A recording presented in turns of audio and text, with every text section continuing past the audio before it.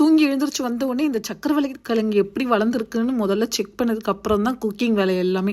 நேற்று சும்மா அப்படியே பேசிட்டு இருக்கும்போது என் வீட்டுக்கார் பார்த்தீங்கன்னா கருப்பு இட்லி சாப்பிடும் போல இருக்கு, அதுவும் கடலூர் சைடில் செய்கிற மாதிரி செஞ்சு தருவியா அப்படின்னு கேட்டார். சரின்னு காலையில் ஆசாசே எழுந்திரிச்சு கருப்பு இட்லிக்கு கடன்னு எல்லாத்தையும் ரெடி பண்ணிட்டு ஒரு பக்கம் பாவு காய்ச்சிட்டு ஒரு பக்கம் பருப்பெல்லாம் ரெசிபி வந்து லாங் வீடியோவில் சொல்கிறேன். இட்லி பார்த்தீங்கன்னா சூப்பராக வந்துருந்துச்சு, அப்படியே பஞ்சு போல, என்னது மல்லிகைப்பூ போல அப்படின்னு அந்த மாதிரி சூப்பராக வந்துருந்துச்சு. டேஸ்ட் வைஸ் பார்த்தீங்கன்னா செம்ம சூப்பராக இருந்துச்சு. ஆனால் அதுக்கப்புறம் என்ன நடந்துச்சுன்னு பார்த்தீங்கன்னா,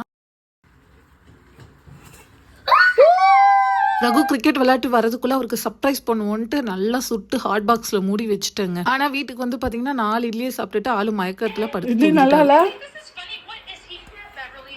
அப்படி இது எவ்வளவு சூப்பர் இட்லி தெரியுமா? கழுதைக்கு தெரியுமா கற்பூர வாசனைன்றதான். என் பொண்ணு ஒரு பக்கம் இட்லியை பார்த்துட்டு மூஞ்ச இந்த பக்கம் திருப்பிக்கிட்டாங்க. என் வீட்டுக்கார பாத்தீங்கன்னா இட்லி மயக்கத்திலேயே தூங்கிட்டாரு.